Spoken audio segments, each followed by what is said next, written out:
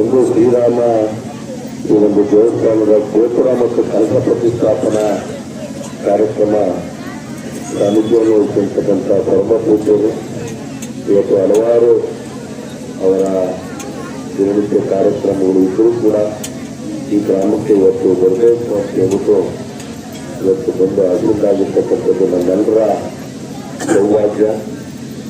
ಮತ್ತು ಒಂದು ವಿಶೇಷತೆ ಅಂದರೆ ಕೀರ್ತಿ ಚಿಕ್ಕದಾದರೂ ಮೂರ್ತಿ ದೊಡ್ಡವು ಎಂಬ ಒಂದು ಗಾದೆಗೆ ತಕ್ಕನಾಗಿ ಊರು ಚಿಕ್ಕದಾದರೂ ಸಾಧನೆ ದೊಡ್ಡವು ಎಂಬ ಒಂದು ಗಾದೆ ಮಾತಂತೆ ಇವತ್ತು ಈ ಗ್ರಾಮದ ಎಲ್ಲ ಗ್ರಾಮಸ್ಥರು ಇವತ್ತು ಒಗ್ಗಟ್ಟಾಗಿ ಈ ದೇವಸ್ಥಾನವನ್ನು ಪುನರುತ್ಥಾನ ಮಾಡಿ ಅದಕ್ಕೊಂದು ಗೋಪುರ ಮತ್ತು ಕಲಶ ಪ್ರತಿಷ್ಠಾಪನೆ ಮಾಡಿರ್ತಕ್ಕಂಥದ್ದು ಒಂದು ವಿಶೇಷವಾಗ್ತಕ್ಕಂಥ ಕಾರ್ಯಕ್ರಮ. ಜೊತೆ ಈ ಕಾರ್ಯಕ್ರಮದ ಜೊತೆಯಲ್ಲಿ ಇವತ್ತು ಎಲ್ಲ ನೆಂಟರನ್ನ, ಸಂಬಂಧಿಕರನ್ನ, ಬಂಧು ಬಾಂಧವರನ್ನೆಲ್ಲರೂ ಕೂಡ ಕರೆಸಿ ಈ ಒಂದು ಕಾರ್ಯಕ್ರಮವನ್ನು ಯಶಸ್ವಿಯಾಗಿ ಮಾಡಿರ್ತಕ್ಕಂಥದ್ದು ಮತ್ತೊಂದು ವಿಶೇಷ. ಮತ್ತೆ ಇಲ್ಲಿ ಶ್ರೀರಾಮ ದೇವಸ್ಥಾನ ಅಂದ ತಕ್ಷಣ ನಮ್ಮೆಲ್ಲರೂ ಕೂಡ ಶ್ರೀರಾಮ ಒಬ್ಬ ದೈವತ್ವ ಸಂಭೂತ ಮಾನವ. ಆತನ ಒಂದು ಆದರ್ಶ ಕಲ್ಪನೆಗಳು, ಆದರ್ಶ ರಾಜ್ಯಕಾರದ ಕಲ್ಪನೆಗಳನ್ನ ನಾವು ಇವತ್ತು ಕೂಡ ನಾವೆಲ್ಲರೂ ಕೂಡ ಅನ್ವಯಿಸ್ಕೊಂಡು ಹೋಗ್ತಾ ಇದ್ದೀವಿ. ನಾವು ಆತನ ಒಂದು ಇಂದಿನ ಅವರ ಒಂದು ಆದರ್ಶಗಳು, ಅವರ ಒಂದು ತತ್ವಗಳು, ಅವರ ಒಂದು ನೀತಿಗಳಿಗೆ ಶ್ರೀರಾಮರನ್ನ ಒಬ್ಬನ ದೇವರ ಸ್ಥಾನದಲ್ಲಿಟ್ಟು ನಾವೆಲ್ಲರೂ ಕೂಡ ಪೂಜೆ ಮಾಡ್ತಾ ಇದ್ದೀವಿ. ಅಂದ್ರೆ ಒಬ್ಬ ಮಾನವನು ಕೂಡ ಒಬ್ಬ ದೇವರಾಗ್ಬೋದು ಅನ್ನೋದಕ್ಕೆ ನಮ್ಮ ಶ್ರೀರಾಮಚಂದ್ರ ಹೋಗ್ತಾ ಇದೆ. ನಾವೆಲ್ಲರೂ ಕೂಡ ಆ ನಿಟ್ಟಿನಲ್ಲಿ ಓದ್ಬೋದು. ಇದು ಕೂಡ ಅದೇನು ದೊಡ್ಡ ವಿಚಾರ ಅಲ್ಲ. ಬಟ್ ನಮ್ಮಲ್ಲಿರ್ತಕ್ಕಂಥ ಒಂದು ಮನಸ್ಥಿತಿಗಳನ್ನ ಬದಲಾವಣೆ ಮಾಡ್ಕೋಬೇಕು. ನಮ್ಮಲ್ಲಿರ್ತಕ್ಕಂಥ ಹಲವಾರು ಕ್ರೋಧ, ಆಕ್ರೋಶ, ದ್ವೇಷ, ಅಹಂಕಾರ ಎಲ್ಲ ಭಾವನೆಗಳನ್ನ ನಾವು ಬದಿಗಿಟ್ಟು ಎಲ್ಲರ ಜೊತೆಯಾಗಿ, ಎಲ್ಲರೊಂದಿಗೆ ಸಹಬಾಳ್ವೆಯಾಗಿ, ಎಲ್ಲರ ಒಳಿತಿಗಾಗಿ ನಾವೇನನ್ನ ಮಾಡ್ತೀವಿ ಅದು ನಿಜಕ್ಕೂ ಕೂಡ ಶಾಶ್ವತವಾಗಿ ನಿಲ್ತಕ್ಕಂಥದ್ದು. ಇಂತಹ ನಿಟ್ಟಿನಲ್ಲಿ ಈ ತತ್ವಗಳನ್ನ, ಆದರ್ಶಗಳನ್ನ ಅಂದಿನಲ್ಲಿ ಶ್ರೀರಾಮಚಂದ್ರರು ಇವತ್ತು ಪಾಲನೆ ಮಾಡ್ತಾ ಇದ್ದಾರೆ.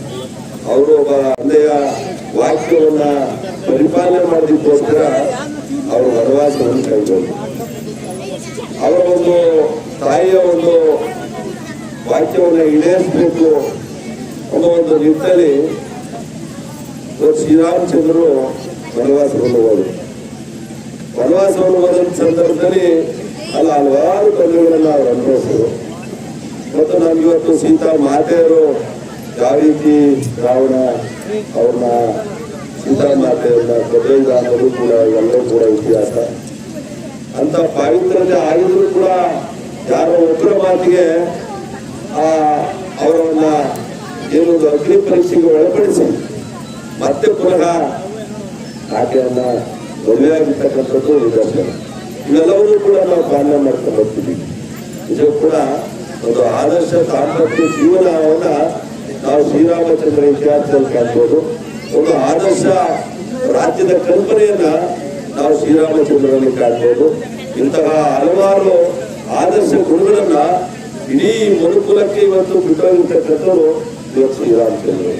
ಯಾಕಂದ್ರೆ ಅಂತಹ ಶ್ರೀರಾಮಚಂದ್ರರ ಒಂದು ಏನಿವತ್ತು ದೇವಸ್ಥಾನವನ್ನು ಕಟ್ಟಿ ಅದಕ್ಕೆ ಒಂದು ಗೋಪುರ ಮತ್ತು ಕಲಶವನ್ನ ಪ್ರತಿಷ್ಠಾಪನೆ ಮಾಡ್ತಕ್ಕಂಥ ಒಂದು ದೊಡ್ಡ ಮನೋಭಾವನ, ಒಂದು ಧಾರ್ಮಿಕ ಕಾರ್ಯವನ್ನ ಊರಿನ ನಮ್ಮ ಎಲ್ಲ ಇವತ್ತು ಹಿರಿಯರು, ಯುವಕ ಮಂದಿಯವರು ಇದು ಕೂಡ ಬಹಳಷ್ಟು ಒಗ್ಗಟ್ಟಾಗಿ, ಬಹಳಷ್ಟು ಒಂದು ರೀತಿ ಐಕ್ಯಮತ್ಯವಾಗಿ ಈ ಕಾರ್ಯವನ್ನು ಇವತ್ತು ನೆರವೇರಿಸಿದ್ದಾರೆ. ಇದರ ಇದು ಕೂಡ ಅವರ ಒಂದು ಪದಾಧಿಕಾರಿಗಳಿಗೆ ನಾನು ತುಂಬುವುದರಿಂದ ಇವತ್ತು ಅವರಿಗೆ ನಾನು ಧನ್ಯವಾದಗಳನ್ನ ಅರ್ಪಿಸ್ತೇನೆ. ಯಾಕಂದ್ರೆ ಇದು ದೇವಸ್ಥಾನವನ್ನು ಕಟ್ಟತಕ್ಕಂಥದ್ದು ಅಷ್ಟು ಸುಲಭ ಆಗ್ತಕ್ಕಂಥ ವಿಚಾರ ಅಲ್ಲ. ಎಲ್ಲಾ ರೀತಿಯಲ್ಲೂ ಎಲ್ಲ ಜನರು ಕೂಡ ಒಗ್ಗಟ್ಟಾಗಿ ಒಂದ್ ಕಡೆ ಸೇರಿಸಿಕೊಂಡು ಎಲ್ಲರ ವಿಶ್ವಾಸವನ್ನ ಗಳಿಸಿ ಆ ದೇವಸ್ಥಾನವನ್ನು ನಿರ್ಮಾಣ ಮಾಡಿ ಕಾರ್ಯಕ್ರಮ ಮಾಡ್ತಕ್ಕಂಥದ್ದು ಅದು ಈ ಸನ್ನಿವೇಶಗಳಲ್ಲಿ ಒಂದು ರೀತಿ ಆ ಒಂದು ಒಗ್ಗಟ್ಟಿದ್ದಾಗ ಮಾತ್ರ ಮಾಡೋದಕ್ಕೆ ಸಾಧ್ಯ.